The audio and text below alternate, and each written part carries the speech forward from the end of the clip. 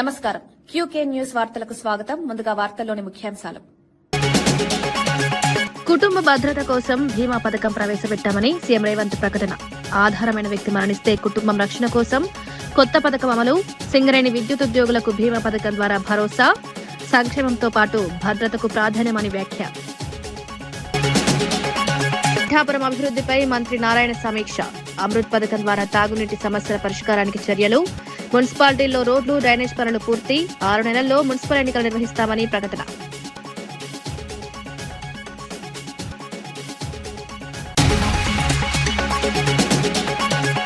బీసీలకు 42% రిజర్వేషన్ కు కాంగ్రెస్ కట్టుబడి ఉందన్న మహేష్ గౌడ్. బీసీ చట్టాలను కేంద్రం ఆకట్టుకుంటోందని విమర్శలు. భవిష్యత్తులో తెలంగాణకు బీసీ సీఎం వస్తారని వ్యాఖ్య. సమాన హక్కుల కోసం కాంగ్రెస్ ప్రభుత్వం కట్టుబడి ఉందని వెల్లడి. లోక్సభలో చమురు నిల్వలపై ప్రధాని మోదీ కీలక వివరాలు వెల్లడి. దేశంలో 53 మిలియన్ మెట్రిక్ టన్నుల చమురు నిల్వలున్నాయని వ్యాఖ్య. ఇంధన భద్రత కోసం ముందస్తు చర్యలు తీసుకుంటామని స్పష్టం. ఎలక్ట్రిక్ వాహనాలు, ఇథనాల్ బ్లెండింగ్ కు ప్రాధాన్యమిస్తున్నామన్న మోదీ. డ్రగ్స్ నియంత్రణలో ప్రభుత్వం విఫలమైందన్న అమర్నాథ్ తీవ్ర విమర్శలు. యువత భవిష్యత్తు ప్రమాదంలో ఉందని ఆందోళన. డ్రగ్స్ సమస్య పెరుగుతోందని విమర్శలు. కఠిన చర్యలు తీసుకోవాలని డిమాండ్.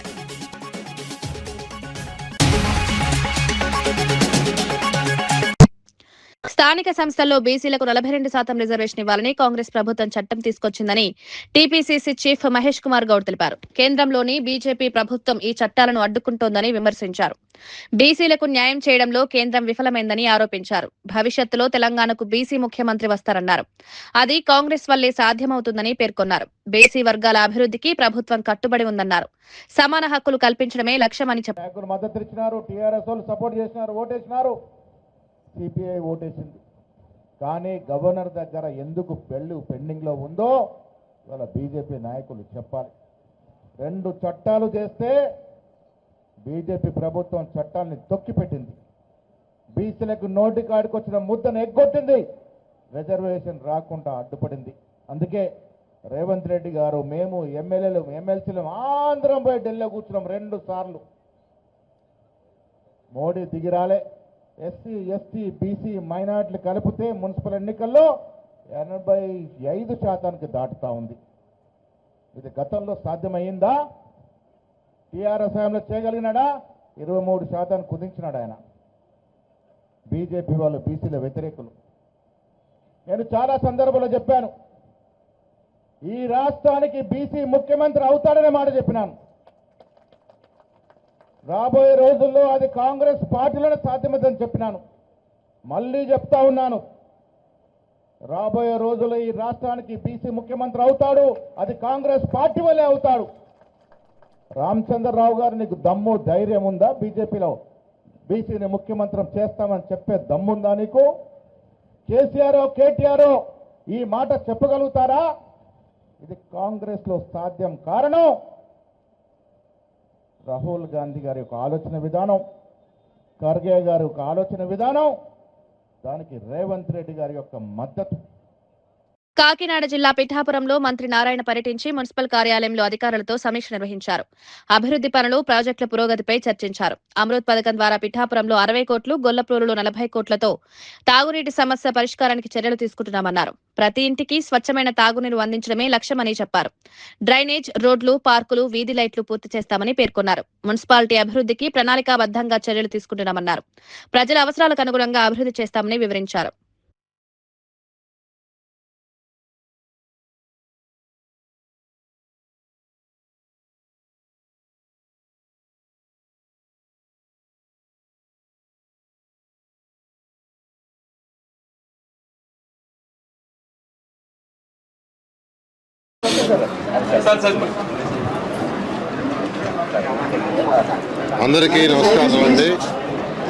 అందరికీ నమస్కారాలండి. ఈరోజు పిఠాపురము, గొల్లపోలు ఈ 2 మున్సిపాలిటీస్లో డెవలప్మెంట్ వర్క్స్ విషయమై ఈరోజు ఫస్ట్ ఇక్కడ మీటింగ్ పెట్టడం జరిగింది. ఈ మీటింగ్లో అటు అధికారులు మరియు అటు జనసేన కావచ్చు, బీజేపీ కావచ్చు, తెలుగుదేశం కావచ్చు, ప్రజాప్రతినిధులు ఎవరైతే నాయకులు ఉన్నారో వాళ్ళు కూడా యాక్చువల్గా, మరియు ఈ యొక్క వార్డు మెంబర్లు వాళ్ళందరూ కూడా పార్టిసిపేట్ చేశారు. అనేక సమస్యలను వాళ్ళు కూడా చెప్పడం జరిగింది. వాటిలో మెయిన్గా ఎక్కువ మంది అడిగింది డ్రింకింగ్ వాటర్.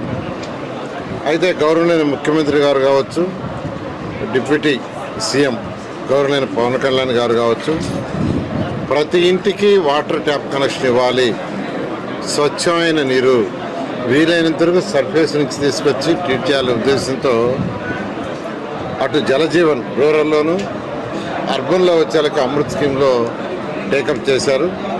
ఈ యొక్క పిఠాపురం మున్సిపాలిటీకి అయితే 57.5 కోట్లు, గొర్లపల్లికి వచ్చి 80 కోట్లు శాంక్షన్ చేశారు. ఆ వర్క్స్ టెండర్ అయిపోయినాయి. అవి వర్క్స్ లెవెల్స్ అన్నీ క్యాలిక్యులేట్ చేసుకుంటున్నారు. ఆ లెవెల్స్ అన్నీ అయిన తర్వాత బహుశా నెక్స్ట్ మంత్ ఏప్రిల్ నుంచి వర్క్ వేగవంతంగా స్టార్ట్ అవుతుంది. 2 ఇయర్స్లో ప్రతి ఇంటికి ట్యాప్ కనెక్షన్ ఉంటుంది. అటు డిప్యూటీ సీఎం అయినా సీఎం గారైనా చెప్పేది ఒకటే, వీధిలో ట్యాప్ వేయటం కాదు, వీధిలో ట్యాప్ ఉండకూడదు, ఇంటికి ట్యాప్ కనెక్షన్ ఇవ్వాలి. అది కూడా స్వచ్ఛమైన వాటరు, ట్రీటెడ్ వాటరు, వీలైనంత వరకు నదుల నుంచి సర్ఫేస్ వాటర్ డ్రా చేయాలని ఆ విధంగా ఈరోజు రాష్ట్రం మొత్తం మున్సిపాలిటీలు అయితే 14,000 కోట్లతోనూ, ఐ థింక్ రూరల్ అయితే 28,000 కోట్లతో జలజీవన్లో ఈరోజు వాటర్కి సంబంధించి రాష్ట్రంలో జరుగుతున్నాయి. ఈ యొక్క పిఠాపురంలో అనేక మంది సమస్యలు మెయిన్గా చెప్పింది ఏంటంటే వాటర్ సమస్యలే చెప్పారు. దానికి పరిష్కారం ఇబ్బంది లేకుండా చేస్తాము. అదేవిధంగా ఏదైతే యూజ్డ్ వాటర్ ఉందో, అంటే బాత్రూమ్ నుంచి కానీ, టాయిలెట్స్ నుంచి కానీ, కిచెన్ నుంచి వచ్చిన వాటర్ డ్రైన్స్లో బయటకు వస్తుంది. ఆ వచ్చిన వాటర్ని ట్రీట్ చేసి మళ్ళీ కాలువలో కదలాలి. ప్రజెంట్ ఆ సిస్టమ్ లేదు.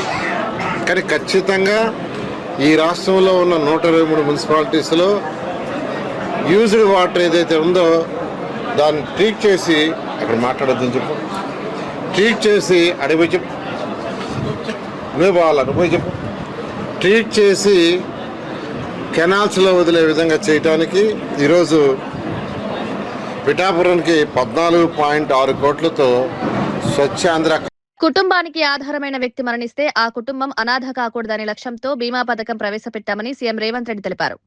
ఈ పథకం ద్వారా కుటుంబాలకు ఆర్థిక భద్రత కల్పించడమే ఉద్దేశమన్నారు. తెలంగాణను ఇతర రాష్ట్రాలకు ఆదర్శంగా నిలపాలనే ఆలోచనతో ఈ నిర్ణయం తీసుకున్నామని పేర్కొన్నారు. సింగరేణి, విద్యుత్ శాఖల్లో పనిచేసే ఉద్యోగులకు ఈ పథకం ద్వారా భరోసా కల్పించుకుంటున్నామని తెలిపారు. సంక్షేమం, భద్రత రెండింటినీ సమన్వయం చేస్తూ ప్రభుత్వం ముందుకు సాగుతోందన్నారు. పేద, మధ్యతరగతి కుటుంబాలకు ఇది ఉపయోగపడుతుందని పేర్కొన్నారు. ఈ ఆర్థిక స్తోమతతోని తమ కాళ్ళ మీద తాము నిలబడే అవకాశం ఉంటుంది. లేకపోతే అత్తగారింటిలో జీవించాలన్నా, అమ్మగారింటికి వెళ్ళాలన్నా, అమ్మగారింటి దగ్గర ఆదరణ లేకపోతే వాళ్ళు ఎక్కడికి వెళ్ళాలి, లేకపోతే అత్తగారింట్లో కుటుంబ సమస్యలు వస్తే ఎక్కడికి వెళ్ళాలి. ఇట్లాంటి మధ్యతరగతి కుటుంబాలలో ఈ సమస్యను చాలా నేను చూస్తూ ఉంటాను. ఎందుకంటే ఎమ్మెల్యేగా కానీ, ప్రజాప్రతినిధిగా నా దగ్గరికి ఆ కుటుంబ తగాదాలతోని ఏదైనా మీరు సూచన చేయండి, లేకపోతే ఏదైనా సహాయం చేయండి అని ఎంతోమంది వస్తుంటారు. వాళ్ళందరి సమస్యల్ని చూసినప్పుడు మంత్రివర్గ సహచరులతో, ముఖ్యంగా బట్టి విక్రమార్క గారితో చర్చించి దీనికి మనం శాశ్వతంగా ఒక పరిష్కారము, మన రాష్ట్రం ఇతర రాష్ట్రాలకు ఒక ఆదర్శంగా నిలబడే విధంగా మనం ఆలోచన చేయాలి. ఏదైనా వీళ్ళని ఆదుకోవడానికి మనం ప్రయత్నం చేయాలన్న ఆలోచన నుంచి వచ్చిందే ఈ పథకం. మొదట సింగరేణి సంస్థలో, ఆ తర్వాత విద్యుత్ శాఖలో, ఈరోజు రాష్ట్ర ప్రభుత్వంలో సంపూర్ణంగా దీన్ని ఈరోజు అమలు చేస్తున్నాం. ఈరోజు సురేష్ కుటుంబానికి, ముక్తార్ బేగ్ కుటుంబానికి చెరొక ₹1 కోటి చెక్కును ప్రదానం చేసే కార్యక్రమం తీసుకున్నాం. ఎందుకు ఈ కార్యక్రమాన్ని శాసనసభ సమావేశాలను వాయిదా వేసి శాసనసభ లోపలనే ఎందుకు పెడుతున్నామంటే, ఈ ప్రభుత్వం కోసం పనిచేస్తున్న ఉద్యోగస్తుల మనోధైర్యాన్ని పెంచడానికి. ఈ ప్రభుత్వం మమ్మల్ని కుటుంబ సభ్యులుగా చూస్తుంది. మాకు ఏదైనా ఈ ప్రభుత్వానికి, ప్రజలకు సేవలు అందిస్తున్న సందర్భంలో ఏదైనా ప్రమాదం జరిగి మేము మరణిస్తే మా కుటుంబం అనాథలు కారు, మా కుటుంబానికి ప్రభుత్వం అండగా నిలబడుతుంది అని ఒక సందేశాన్ని ఇవ్వడం కోసమే ఈ కార్యక్రమానికి ఒక ప్రత్యేకంగా ఇది ఏర్పాటు చేయడం జరిగింది. ఇంటి కార్యాలయంపై దాడి జరిగినా పోలీసులు చర్యలు తీసుకోలేదని మాజీ మంత్రి అంబటి రాంబాబు ఆరోపించారు. ఇది దేశ చరిత్రలోనే దురదృష్టకర సంఘటన అన్నారు. సాధారణంగా పోలీసులు స్వయంగా కేసు నమోదు చేయాల్సి ఉంటుందన్నారు. అయితే తాను ఫిర్యాదును చేసిన తర్వాతే కేసు నమోదు చేశారని విమర్శించారు. చట్ట వ్యవస్థపై ప్రజలకు నమ్మకం తగ్గేలా ఇలాంటి ఘటనలు జరుగుతున్నాయని పేర్కొన్నారు. బాధ్యులపై కఠిన చర్యలు తీసుకోవాలని డిమాండ్ చేశారు. ఈ అంశం రాజకీయంగా చర్చకు దారితీసింది. పోలీసుల పాత్రపై ప్రశ్నలు తలెత్తుతున్నాయి. న్యాయం జరిగే వరకు పోరాటం చేస్తారని తెలిపారు. అభిప్రాయపడుతున్నా 37వ తారీఖున 5 గంటల నుంచి రాత్రి 12:20 వరకు మా ఇంటి మీద, ఆఫీస్ మీద పెద్ద ఎత్తున దాడి చేశారు. ఒక విధంగా చంపడానికి ప్రయత్నం చేశారు. ఇల్లుని, ఆఫీస్ని ధ్వంసం చేశారు. నా ప్రాపర్టీని అన్నింటినీ కూడా, కార్లు, అక్కడ ఉన్న ఫర్నిచర్ అంతా ధ్వంసం చేసేటటువంటి కార్యక్రమం చేశారు. 7:20 పాటు విధ్వంసాన్ని సృష్టించారు. ఆ తర్వాత నన్ను అరెస్ట్ చేశారు, జైలుకి పంపించారు. 18 రోజుల తర్వాత న్యాయస్థానాల తీర్పుతో నేను బయటకు రావటం జరిగింది. ఆ తర్వాత నా ఇంటి మీద జరిగినటువంటి దాడి ప్రపంచమంతా చూసినా కూడా police has not taken any action. చాలా దురదృష్టం. అది భారతదేశ చరిత్రలోనే చాలా దురదృష్టం. నేను కంప్లైంట్ ఇచ్చేంతవరకు అసలు యాక్షన్కి వెళ్ళలేదు, కేసు కూడా రిజిస్టర్ చేయలేదు. జనరల్గా పోలీసులు ఏం చేయాలంటే ఒక సంఘటన జరిగితే సూమోటివ్గా కేసు బుక్ చేయాలి. నా ఇంటి మీద 31వ తారీఖున జరిగినటువంటి దాడి కానీ, సంఘటన కానీ police has not registered even a case. 1వ తారీఖున నన్ను కోర్టులో ప్రొడ్యూస్ చేసిన తర్వాత కోర్టు వారి యొక్క అనుమతితో నా లీగల్ అడ్వైజర్ చెప్తే కంప్లైంట్ రాసి సంతకం పెడితే ఆ కంప్లైంట్ తీసుకెళ్ళిస్తే 2వ తారీఖున కేసు బుక్ చేశారు. ఎవరి మీద? నా ఇంటి మీద దాడి చేసిన వారి మీద నేను ఇచ్చిన కంప్లైంట్ను పురస్కరించుకొని. అప్పుడు దాకా ఆగాల్సిన అవసరం లేదు. Police has to register a case suo motu. చేయలే అంటే ఇట్ సీమ్స్ పోలీసులు, తెలుగుదేశం వారు కుమ్మక్కై నా మీద దాడి చేశారు అనేటువంటి భావన కలిగే విధంగా ప్రవర్తించారు.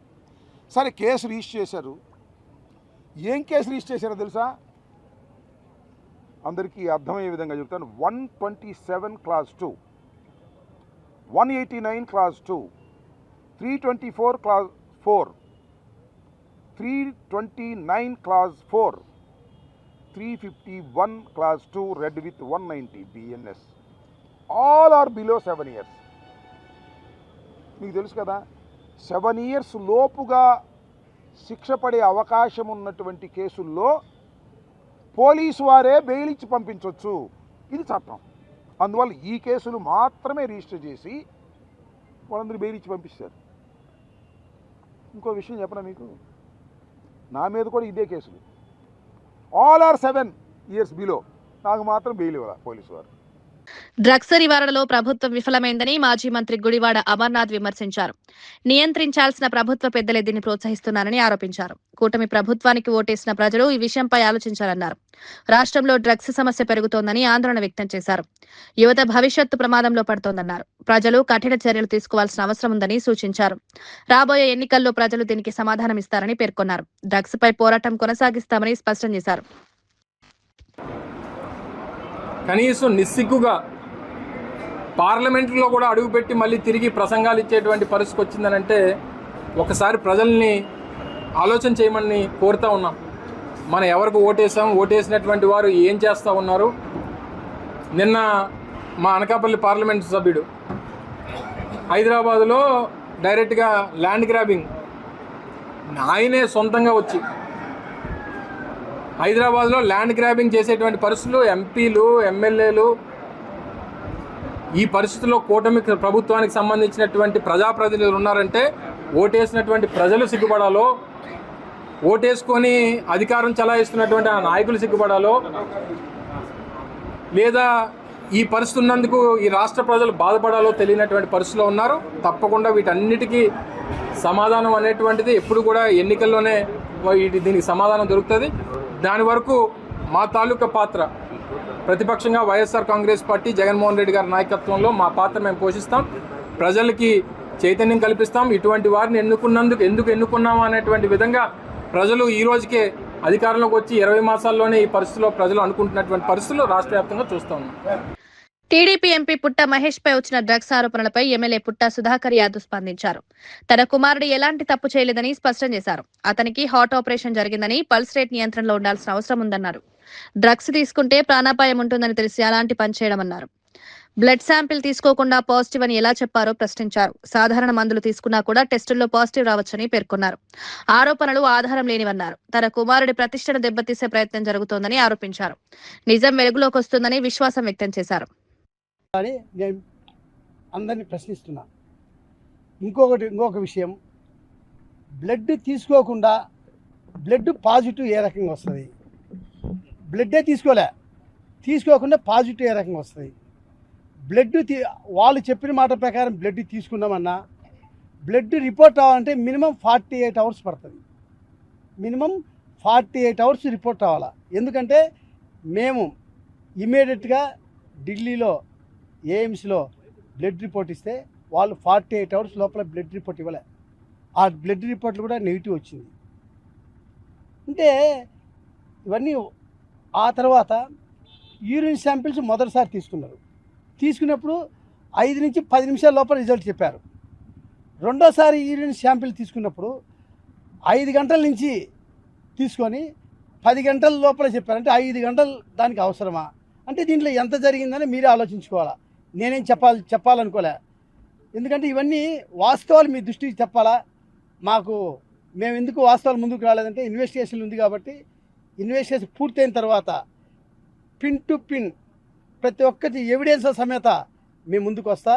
ఆ తర్వాత ఇంకొకటి మా వానికి ఏమని ఇచ్చారు, ఆంతిపిటిమిన్, మిథాపిటిమిన్ 2 పాజిటివ్ వచ్చిందని చెప్పారు. ఆ 2 ఐటమ్స్ కూడా మామూలు తీసుకుంటే మెడిసిన్స్ కూడా వస్తాయి. ఇప్పుడు మనం హార్ట్ సంబంధించిన మెడిసిన్స్ కానీ, షుగర్ సంబంధించిన మెడిసిన్స్ కానీ, ఆ తర్వాత ఎనీ మెడిసిన్స్ హై టెన్షన్ ఉన్న మెడిసిన్ తీసుకుని కూడా ఆ డ్రగ్స్లో అది వస్తుందని చెప్పి క్లియర్గా ఆక్స్ఫర్డ్ ఇన్వెస్టిగేషన్ చేసే దాంట్లో కూడా ఉంది. ఆ కాగితం కూడా నాకానే ఉంది. అది కూడా లోక్సభలో ప్రధాని నరేంద్ర మోదీ గల్ఫ్ దేశాల పరిస్థితులపై కీలక వ్యాఖ్యలు చేశారు.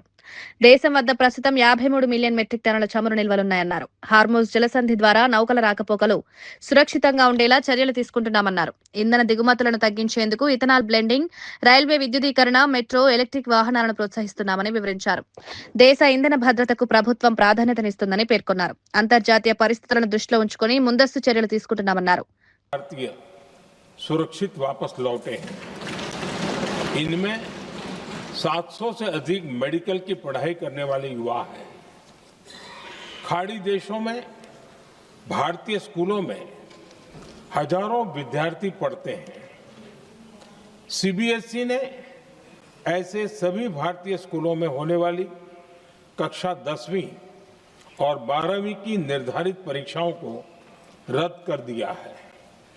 इन बच्चों की पढ़ाई निर्बाध चलती रहे, इसके लिए सीबीएसई उचित कदम उठा रही है। यानी सरकार संवेदनशील भी है, सतर्क भी है और हर सहायता के लिए तत्पर भी है। माननीय अध्यक्ष जी, भारत में बड़ी मात्रा में कच्चा तेल, गैस और फर्टिलाइजर जैसी अनेक जरूरी चीजें हॉर्मुज स्ट्रेट के रास्ते से आती हैं।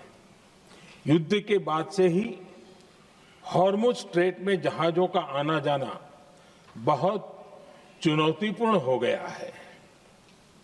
बावजूद इसके हमारी सरकार का ये प्रयास रहा है कि पेट्रोल, डीजल और गैस की सप्लाई बहुत ज्यादा प्रभावित न हो, देश के सामान्य परिवारों को परेशानी भी कम से कम हो, इस पर हमारा फोकस रहा है। हम सभी जानते हैं देश अपनी जरूरत की 60% एलपीजी आयात करता है। इसकी सप्लाई में अनिश्चितता के कारण सरकार ने एलपीजी के डोमेस्टिक उपयोग को प्राथमिकता दी है। साथ ही एलपीजी के देश में ही उत्पादन को भी बढ़ाया जा रहा है। पेट्रोल डीजल की सप्लाई पूरे देश में सुचारू रूप से होती रहे, इस पर भी लगातार काम किया गया है। अध्यक्ष जी, आज की इन परिस्थितियों में एनर्जी सिक्योरिटी को लेकर बीते एक दशक में उठाए गए कदम और भी प्रासंगिक हो गए हैं। भारत ने बीते 11 वर्षों में अपनी एनर्जी इंपोर्ट का डाइवर्सिफिकेशन किया है। पहले क्रूड ऑयल, एलएनजी, एलपीजी ऐसी एनर्जी जरूरतों के लिए 27 देशों से इंपोर्ट किया जाता था। वहीं आज भारत 41 देशों से एनर्जी इंपोर्ट करता है। రంగారెడ్డి జిల్లా ఇబ్రహీంపట్నం నుంచి కలెక్టరేట్ వరకు సిపిఎం ఆధ్వర్యంలో పాదయాత్ర ప్రారంభమైంది. రామోజీ ఫిలిం సిటీ ఇళ్ల స్థలాలు, కప్పాడు, రావిరాల గ్రామాల్లో భూ సమస్యలను పరిష్కరించాలని నేతలు డిమాండ్ చేశారు. కేంద్ర రాష్ట్ర ప్రభుత్వాల వైఖరి వల్ల రైతులు, కూలీలు ఇబ్బంది పడుతున్నారని మండిపడ్డారు. ఉపాధి హామీ వేతనాలు, విద్యుత్ సవరణ బిల్లు వంటి అంశాలపై పోరాటం కొనసాగిస్తామన్నారు. సమస్యలు పరిష్కరించకపోతే మంత్రులను, ముఖ్యమంత్రిని అడ్డుకుంటామని హెచ్చరించారు. ఈ పాదయాత్రలో పెద్ద సంఖ్యలో కార్యకర్తలు పాల్గొన్నారు.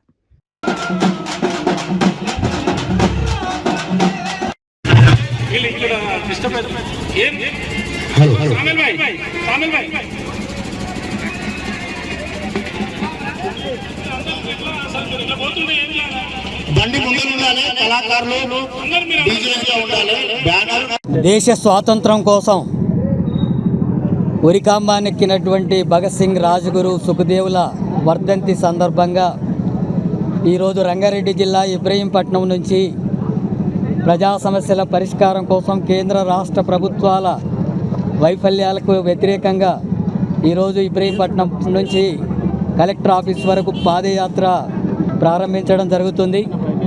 రామోజీ ఫిలిం సిటీలో 700 మందికి సంబంధించినటువంటి ఇండ్ల స్థలాలు ఇచ్చినా సరే ఆ ఇండ్లను స్వాధీనం చేసుకోకుండా అడ్డుకొని అరెస్టులకు పాల్పడుతున్నది ప్రభుత్వం.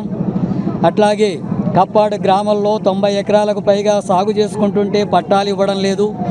రావిరాల గ్రామంలో 800 ఎకరాల భూమిని ఇచ్చినటువంటి రైతులకు ఇండ్ల స్థలాలు ఇస్తామని చెప్పి ఇప్పటివరకు వాళ్ళకు పట్టాలు ఇవ్వడం లేదు, రిజిస్ట్రేషన్లు చేయడం లేదు.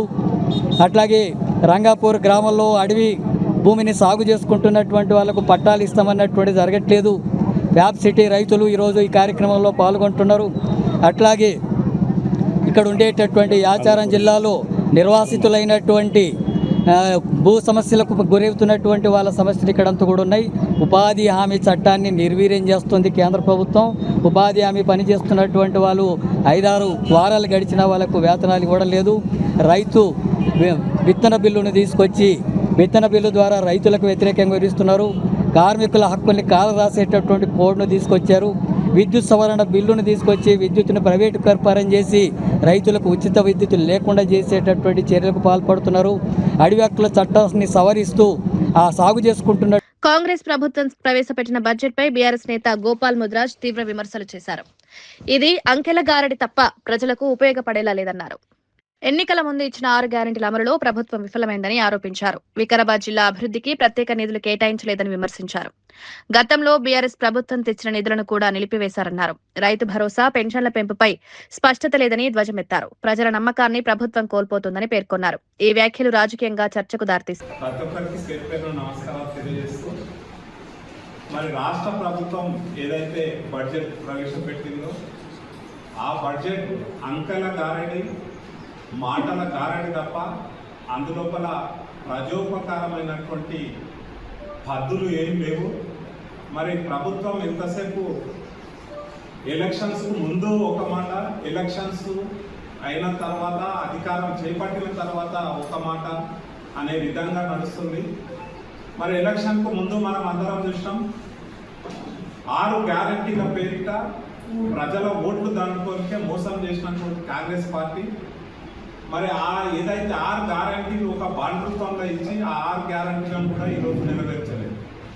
మనందరికీ తెలుసు 6 గ్యారెంటీలు మొదటిది అందులో మహాలక్ష్మి అనే ఒక గ్యారెంటీ పెట్టారు.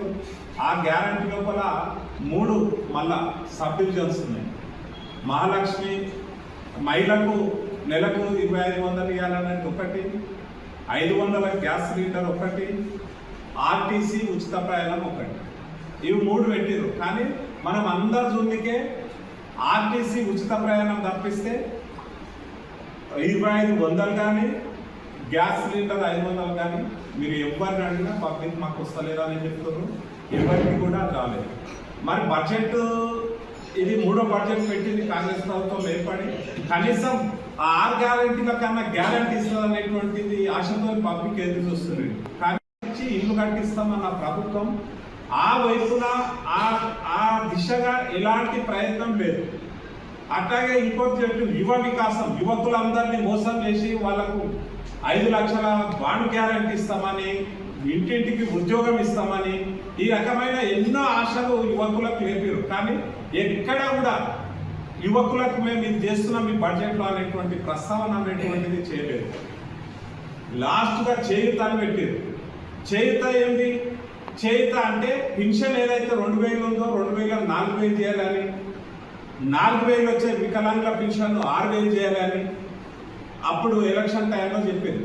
కానీ 3వ బడ్జెట్ ఇది నడిచిన ఆ యొక్క చేయుత ఏదైతే గ్యారంటీ 6వ గ్యారంటీ కింద పెట్టిందో ఆ గ్యారంటీలో ఎక్కడ కూడా 2000 ఉన్న పెన్షన్ 4000, 4000 ఉన్న పెన్షన్ 6000. వార్తలు ముగించే ముందు ముఖ్యాంశాలు మరోసారి. కుటుంబ భద్రత కోసం బీమా పథకం ప్రవేశపెట్టామని సీఎం రేవంత్ ప్రకటన. ఆధారమైన వ్యక్తి మరణిస్తే కుటుంబం రక్షణ కోసం కొత్త పథకం అమలు. సింగరేణి విద్యుత్ ఉద్యోగులకు బీమా పథకం ద్వారా భరోసా. సంక్షేమంతో పాటు భద్రతకు ప్రాధాన్యమని వ్యాఖ్య. పిఠాపురం అభివృద్ధిపై మంత్రి నారాయణ సమీక్ష. అమృత్ పథకం ద్వారా తాగునీటి సమస్యల పరిష్కారానికి చర్యలు. మున్సిపాలిటీల్లో రోడ్లు, డ్రైనేజ్ పనులు పూర్తి. 6 నెలల్లో మున్సిపల్ ఎన్నికలు నిర్వహిస్తామని ప్రకటన.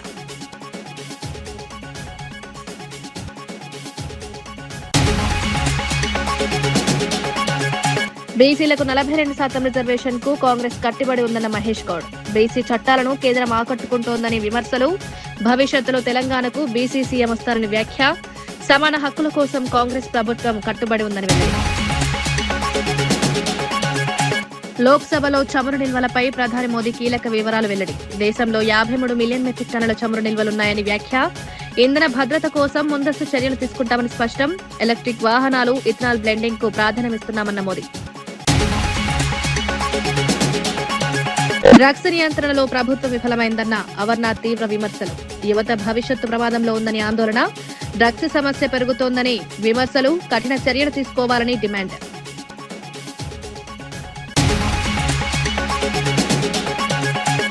ఇవి ఈనాటి వార్తా విశేషాలు. మరో బులెటిన్లో మళ్ళీ కలుద్దాం. నమస్కారం.